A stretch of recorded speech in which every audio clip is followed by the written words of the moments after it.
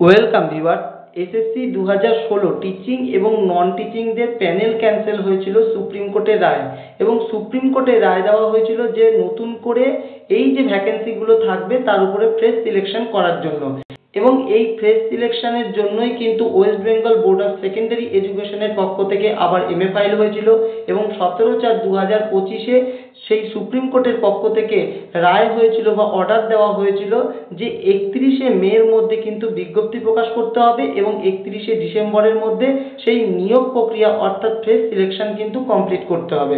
এবং সেই মতো কিন্তু ওয়েস্ট বেঙ্গল স্কুল সার্ভিস কমিশনের পক্ষ থেকে কিন্তু টিচিংদের জন্য একটি নোটিফিকেশন পাবলিশ করা হয়েছে নিয়োগ সংক্রান্ত, এবং এই নোটিফিকেশনে কিন্তু টিচারদের সমস্ত নিয়োগ প্রক্রিয়া থেকে শুরু করে সমস্ত কিন্তু এই গেজেটেই মেনশন করা হয়েছে। তবে এই যে নিয়োগ বিজ্ঞপ্তি, এই নিয়োগ বিজ্ঞপ্তিতে শুধুমাত্রই যে এসএসসি 2016 টিচাররা বসতে পারবেন তেমনটা কিন্তু এখানে স্পষ্ট বলা নেই, অর্থাৎ এখানে নতুন এবং এসএসসি 2016 যে সমস্ত ক্যান্ডিডেটরা আছে তারাও বসতে পারবেন। এবং এই বিজ্ঞপ্তি অনুযায়ী এসএসসি 2016 টিচারদের কতটা বেনিফিট হবে সেটা কিন্তু একটা বলা বাহুল্য, কারণ এখানে আমরা যে দেখেছিলাম যে সুপ্রিম কোর্টের পক্ষ থেকে টিচারদের এবং নন টিচিংদের জন্য শুধুমাত্র একটি ফ্যাসিলিটি গ্র্যান্ট করা হয়েছিল, সেটি হচ্ছে এজ রিল্যাক্সেশন।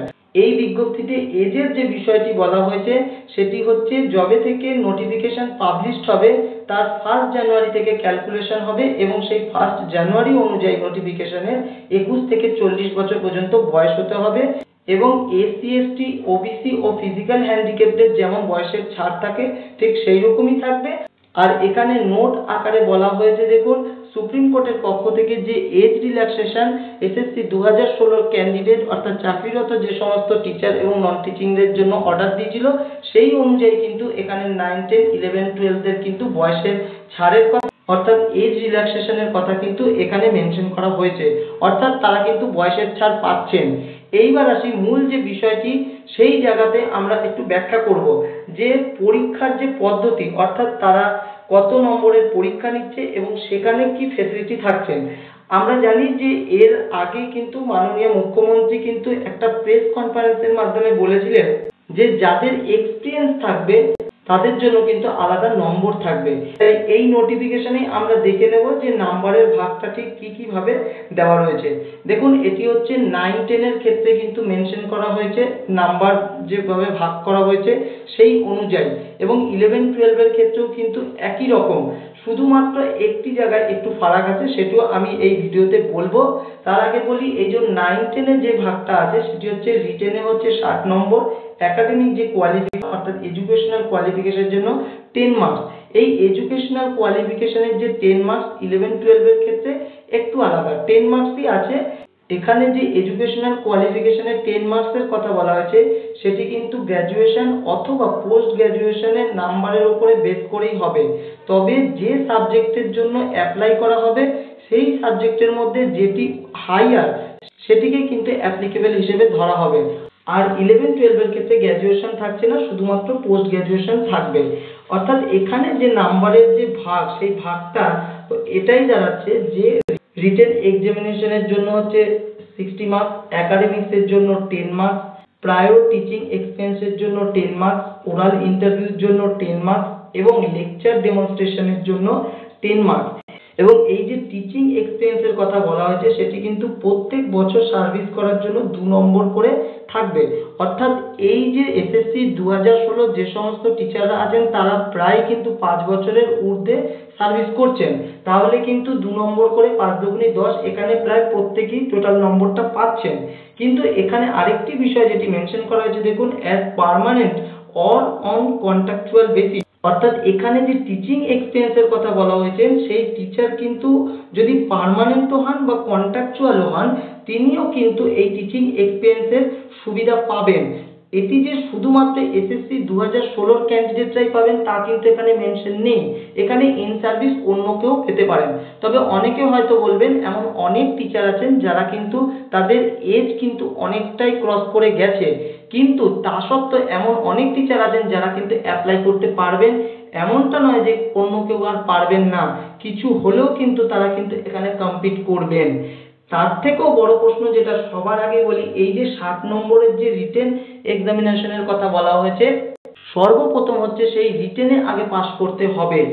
কারণ সবার আগে হচ্ছে রিটেন এক্সাম পাস করার কিন্তু একটা ব্যাপার, তারপরে হচ্ছে এই একাডেমিক বলুন, টিচিং এক্সপিরিয়েন্স বলুন, ওরাল ইন্টারভিউ বলুন বা লেকচার ডেমনস্ট্রেশন বলুন, এই যাবতীয় ধাপ কিন্তু পরের কথা। সবার আগে হচ্ছে এই যে 60 নম্বরের রিটেন পরীক্ষা, সেটি পাস করা অত্যন্ত গুরুত্বপূর্ণ। এসএসসি 2016 যে সমস্ত টিচিং এবং নন টিচিংরা আছেন, যদিও নন টিচিংদের এটা নয়, সেই ক্ষেত্রে আমি বলছি না, কিন্তু টিচিংদের কথা এই মুহূর্তে যেটা বলছি, যে টিচারদের এই দীর্ঘ বছর ধরে সার্ভিস করার ফলে তারা অনেকটাই ডিটাচ। কারণ বিদ্যালয়ের যে পড়াশুনো আর কম্পিটিটিভ এক্সামের যে পড়াশুনো, সেটার মধ্যে অনেকটাই ফারাক আছে। তবে এই রিটেন এক্সামের 60 নম্বরের যে পাস করাটা, তাদের যে বর্তমান পরিস্থিতি এবং মানসিক অবস্থা, সেই অবস্থায় দাঁড়িয়ে এই রিটেনে পাস করাটা কিন্তু অনেকটাই কঠিন। শুধু কঠিন বলে নয়, দুঃসাধ্যের মতো।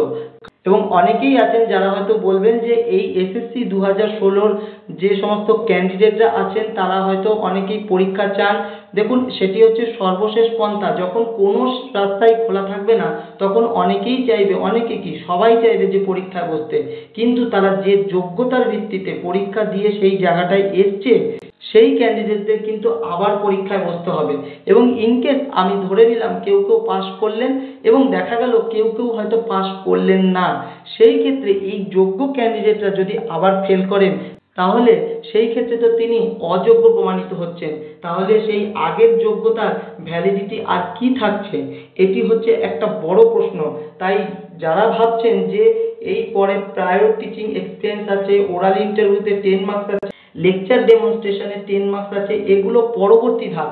সবার আগে হচ্ছে রিটেন এক্সামে পাস করার বিষয়টা, এবং এই রিটেন এক্সামে কত পাস করানো হবে সেই বিষয়টা কিন্তু এখানে মেনশন করা আছে। আমি একটু দেখাবো যে কত এবং কত অনুপাতে পাস করতে হবে।